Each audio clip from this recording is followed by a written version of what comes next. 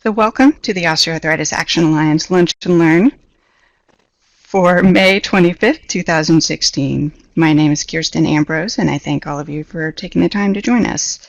I'm the program manager for the Alliance and will also be your speaker for today.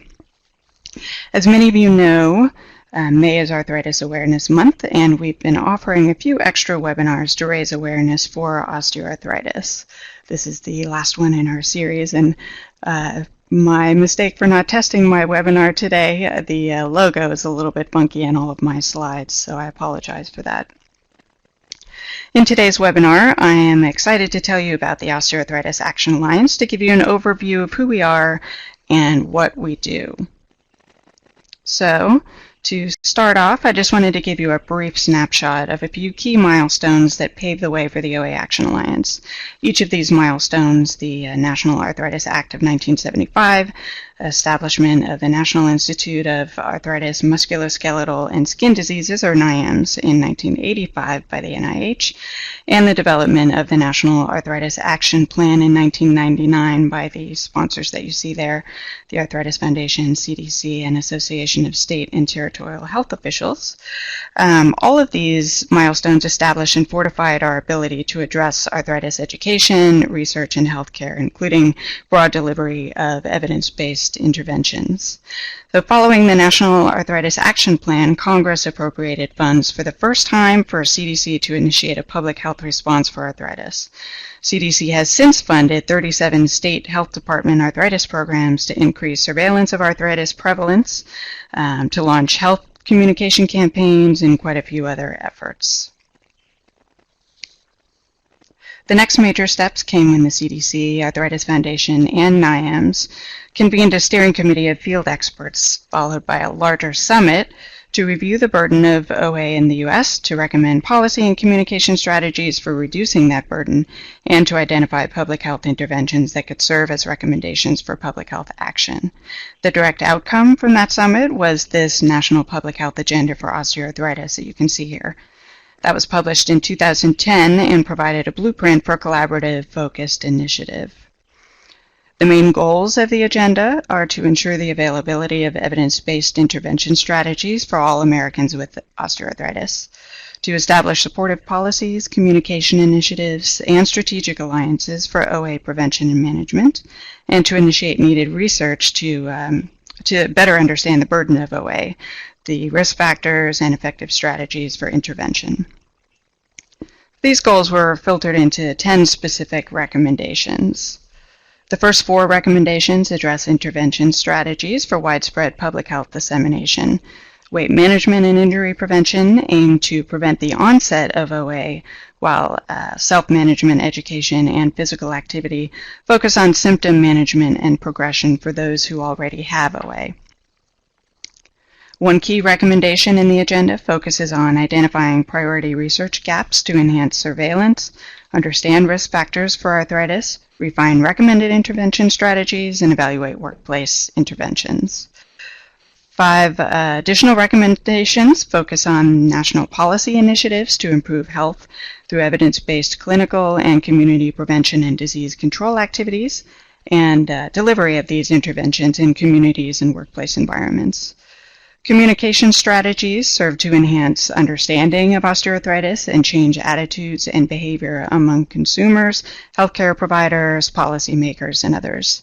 This agenda also recommends developing sustained strategic alliances among stakeholders and invested partners, and this is a concept that really took hold. So in 2011, the Arthritis Foundation and CDC mobilized the Osteoarthritis Action Alliance with support from a 5-year cooperative agreement. This brought the national agenda to life, really, and serves to raise public health awareness for arthritis. In the first few years, the coalition developed preliminary vision and mission statements and established 4 working groups aligned with the 4 recommended interventions in the public health agenda that I showed you before. By early 2014, however, the Arthritis Foundation relinquished management of the Alliance due to a shift in their leadership and public health pursuits. At that time, the UNC Thurston Arthritis Research Center took over as the lead agency for the OA Action Alliance. That was about late spring 2014, and Lee Callahan was named as the director. So now we have a vision and mission statements. Our vision statement, we envision a nation where osteoarthritis is prevented and managed to improve the quality of life for Americans of all ages. And our mission, the Osteoarthritis Action Alliance, is committed to elevating OA as a national health priority and promoting effective system and environmental policy solutions that address the individual and national toll of OA. So nice broad vision and mission statements. We wanted to broaden our focus beyond these 4 recommendations that I've shown you into larger overarching goals, given that we have a larger voice and the potential for a larger impact as a coalition of many organizations. Oh, goodness, well, that didn't come up. The OA Action Alliance devised 5 overarching goals that subsume the original 4 recommended interventions and target a broader range of audiences and strategies. So what I just tried to show you, here are our 5 overarching goals. We aim to invoke policymakers at all levels in all sectors to make osteoarthritis a public health priority, as reflected in policy decisions and funding allocations. We also foster communities to build capacity to prevent or manage osteoarthritis by disseminating information and resources about effective community interventions and supporting implementation of these interventions. We aim to mobilize health systems and healthcare professionals to proactively identify and comprehensively address osteoarthritis in their clinical care. And we are engaging individuals with osteoarthritis, their family and friends, and caregivers with strategies to minimize disease progression and optimize quality of life through effective clinical and self-management strategies. Finally, we aim to prevent the onset of osteoarthritis through effective injury prevention and weight management strategies. So here we have our current organizational structure. During the summer and early fall of 2014, we restructured into this current configuration with new steering committee and work groups that align with those 5 overarching goals. We also elected new leadership for the steering committee and all of our working groups. Just to give you an idea of some of the people and sectors involved, we have Tom Trojan, who represents the American Medical Society of Sports Medicine, Laura Payne from the National Recreation and Parks Association. Group 1, we have Mary Brick from the National Association of Chronic Disease Directors. Group 2, down below, we have Julie Kieser, who represents several organizations, both her home organization at Boston University, ENACT, and the National Institute on Disability, Independent Living, and Rehabilitation Research Group. Cedric Bryant joins us from the American Council on Exercise. In our Group 3, we have Amanda Nelson from representing the American College of Rheumatology and the North Carolina Rheumatology Association. Our Group 4, for engaging individuals, we have Dan Pinto from Northwestern University and Penny Cowan from the American Chronic Pain Association. And then finally, for our Group 5, we have Jeff Durbin representing the National Athletic Trainers Association and Athletic Trainers Osteoarthritis Consortium, as well as Steve Messier from the Osteoarthritis Research Society International, as well as his home lab at Wake Forest University. So you can see from our leaders and from our coalition members, this is just a partial list, and I don't expect you to read everything on here. We have over 90 members at this point, and all of our members are primarily organizations who designate a representative.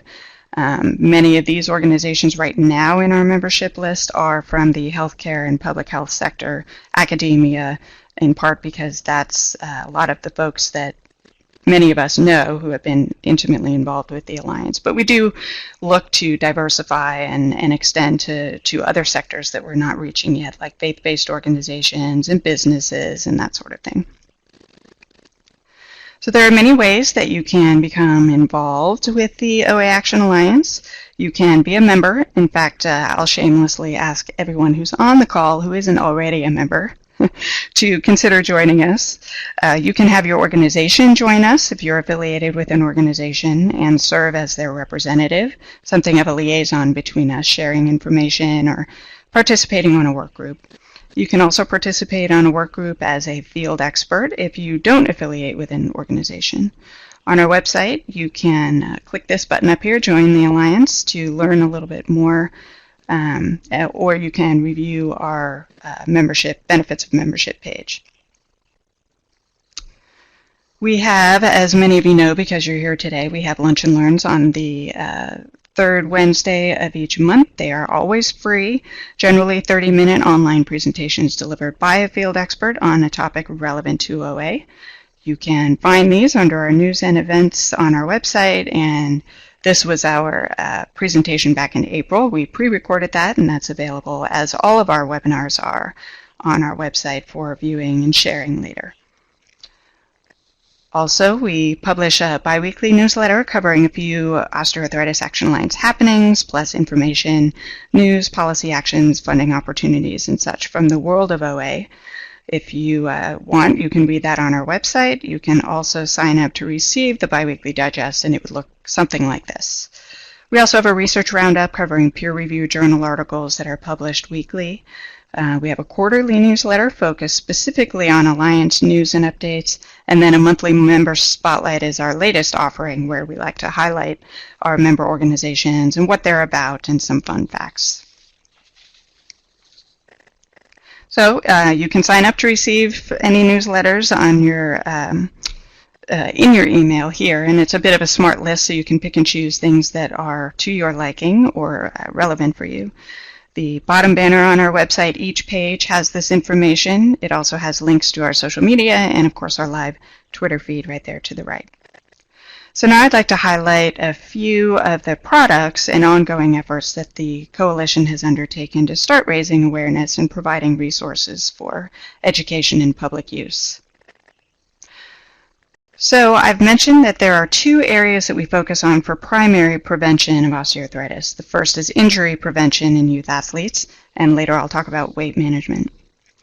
So the Injury Prevention Work Group developed several brochures to address the importance of preventing ACL or anterior cruciate ligament injury in the knee as a means of preventing OA, including key training exercises for athletes that you can see here. This version of the brochure is targeted to health professionals, and we have a similar version that is targeted for coaches, parents, and athletes. There are quite a few similarities you can see. Obviously, the general message and the exercises you see on each brochure are the same, but the language is tailored a bit to the appropriate audience. Most recently, the Injury Prevention Group published a consensus opinion for best practice features of lower limb injury prevention programs, recommending specific exercises from a review of existing injury prevention training programs. This is also free and available on our website resource library. This was our most recent edition last month, and we're doing some additional advertising of this in other publications. The National Athletic Trainers Association featured this, and so forth, so we're trying to spread the word there. And of course, we have a few other injury prevention resources that are on our website, on our resource library. So moving on to some weight management related resources, we have developed educational brochures addressing the impact of excess weight on joint pain and joint health. These brochures are also in Spanish, and same for the injury prevention brochures I showed you a minute ago. We also delivered a symposium at the Obesity Week conference, which is jointly hosted by the American Society of Bariatric Surgeons and the Obesity Society. Our purpose here was to connect OA and obesity, including basic science, clinical, and therapeutic perspectives. It was the only symposium addressing OA at the conference and was very well received. So now we're working with the Obesity Society to explore some additional opportunities to provide educational workshops or other linkages at the 2016 Obesity Week conference. So we're excited about those endeavors.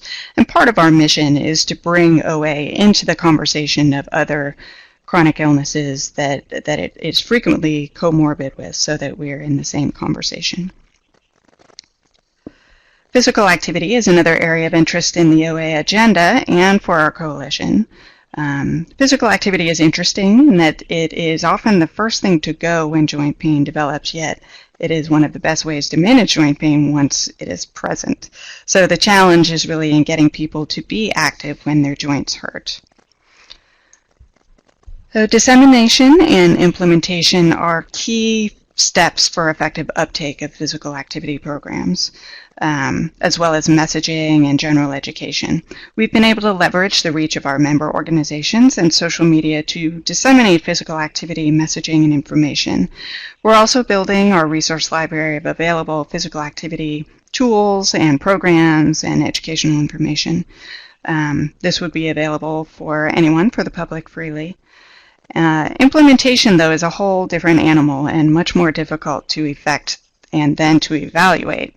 This kind of gets to the heart of all behavior strategies, where people can be educated all day long, but until education really turns into action, our effort is kind of incomplete.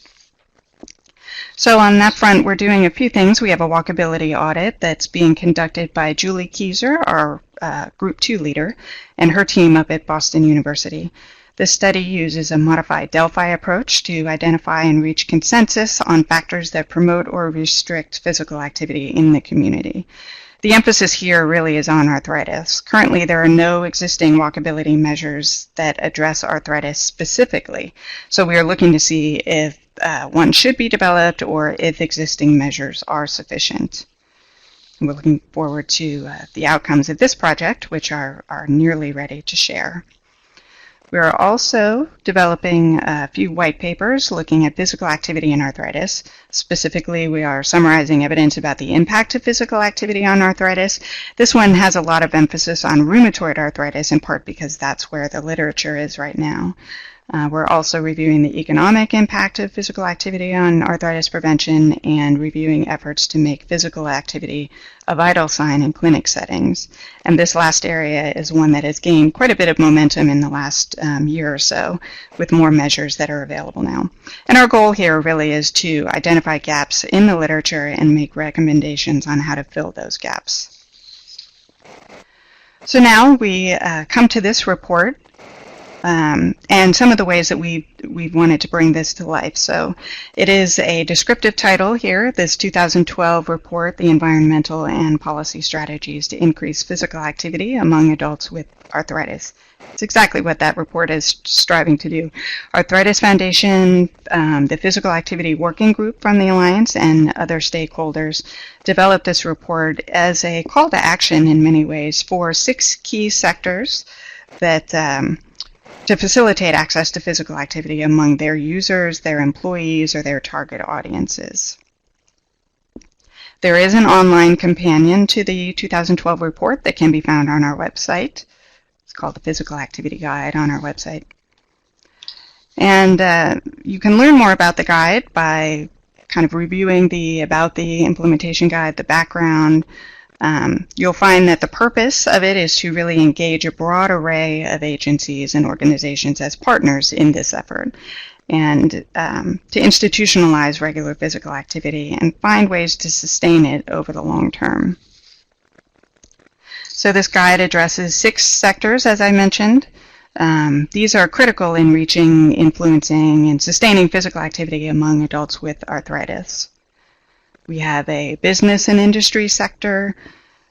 This is just a one-page action brief, and on the reverse side there are some physical activity resources. You'll see a one-page action brief like this for each sector. They are intended to be a quick and easy takeaway. We have one for community and public health, healthcare professionals, media and communication professionals, park, recreation, fitness, and sport professionals, and transportation, land use, and community design. So as I mentioned, these action briefs are intended to be snapshots for each sector, but you'll find much more comprehensive guidance on each sector's web page. On our website, you'll see that each page is structured very similarly with the table of contents and information. As one example, you'll see or where there are programs that have taken this on, you'll see examples of organizations in a sector that have effectively implemented physical activity. And then, of course, you can share what your organization has done by completing this form that's on our website, or just emailing us and sharing some success stories. So back to this report, we are once again faced with implementation, the challenging side of getting people to be active. So we have this great resource, but how do we encourage community organizations to use it? So with seed funding from the CDC, we launched a small grants program in 2015, April of 2015. We were really looking for implementation rather than effectiveness trials, and we wanted organizations to use existing evidence-based physical activity programs to develop projects that would demonstrate an ability to identify and attract intended population with osteoarthritis, plans to implement proposed activities, the strength of community partnerships as well to leverage resources and extend program reach, and of course the potential for sustainability at the end of the funding period. We had a good response to the RFA and established a formal peer review process for our applications, and then ultimately we awarded 3 grants of $25,000 each for a 1-year project. So briefly, just to give people a sense of what types of projects we awarded, this is one. This is not only a great proposal, but we were excited that Arizona State University decided to choose and impact an underserved population. So Arizona is looking to implement the evidence-based physical activity program Fit and Strong into the Salt River Pima-Maricopa Indian Community's wellness program, Wellpath, that really services more than just employees, but their family and their dependents and members of the community. So it has a nice reach for that group. The Associated Recreation Council of Seattle, in partnership with Seattle Parks and Rec, has made significant progress in launching their Back in Motion program in every sector of the city. They were looking to draw back users who had aged out of their programming due to joint pain or other issues. So they've launched an enhanced fitness program, actually an enhanced fitness class specifically for seniors with osteoarthritis in their knees. They are offering quite a few of the programs that you see here, the Walk with Ease and Arthritis Foundation aquatic programs, Tai Chi for arthritis and such. They've also launched a new walking program called the Sound Strollers at a local shopping mall. This program is really designed for beginner walkers, people with mobility challenges, and those who use mobility aids. Really a friendly environment to get people to be active. And our third awardee from 2015 was Texas State University. This is a designated Hispanic serving institution, and they are incorporating evidence-based physical activity programs for their users, and as well as arthritis and chronic disease education and training for their instructors. They are also conducting a walkability audit of on-campus walking routes. So we anticipate that each of these projects will serve as exemplars for other organizations, and we're excited to see what their outcomes are in their final projects or final reports. So we were very excited about the 2015 program, and we were encouraged by some of those early successes and thought that this was a program that we wanted to continue. Unfortunately, we didn't have the seed funding from the CDC for 2016. However, we were able to raise funds from several of our member organizations. You can see there the American Council on Exercise, the Arthritis Foundation, Alliance for Aging Research, the American Medical Society for Sports Medicine, UNC's Thurston Arthritis Research Center, and the American College of Rheumatology. All donated funds, so we're extremely grateful for their support. We were able to raise $20,000 total this year, so we are awarding 4 grants at the $5,000 level. The RFA is currently live. You can see the website right there. Applications are due on May 31st. That's next Tuesday. And again, we plan to undergo a formal review process and award grants in mid-July. So we would like to keep this program going annually, and it will be up to the Alliance, and Group 2 is focused on this, our working Group 2, to find some ways to fundraise and make sure that we can keep the program going. So right now we're just coming to the end of our Arthritis Awareness Month campaign to increase awareness for arthritis, and we've also just submitted a couple of grants to the CDC for the next 5 years of funding.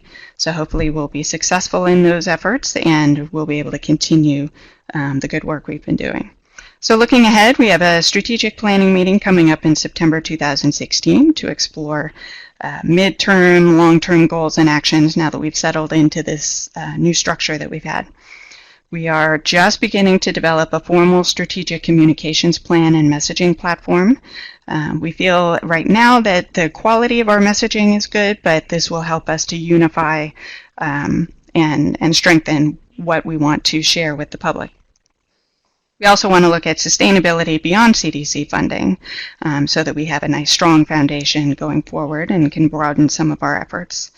We'll also plan to undertake a formal coalition evaluation in the next 2 years to ensure that we are satisfying our members' needs and doing what we need to do to improve public health awareness for OA. And of course, we're always interested in growing and diversifying our membership. So thank you for joining us today. We are encouraged that all of you have engaged with us, or hope that you will engage with us going forward.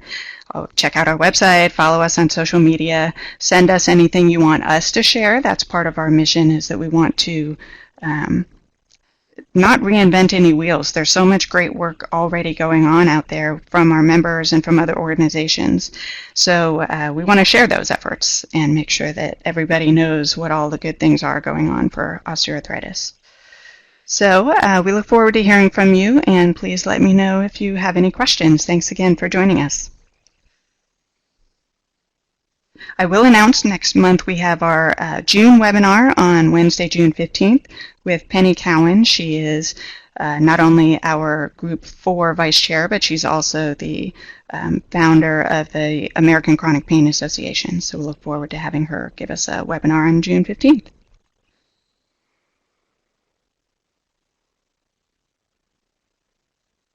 So I did have one question from Rich Waldron, the grants for nonprofit or not for profit only.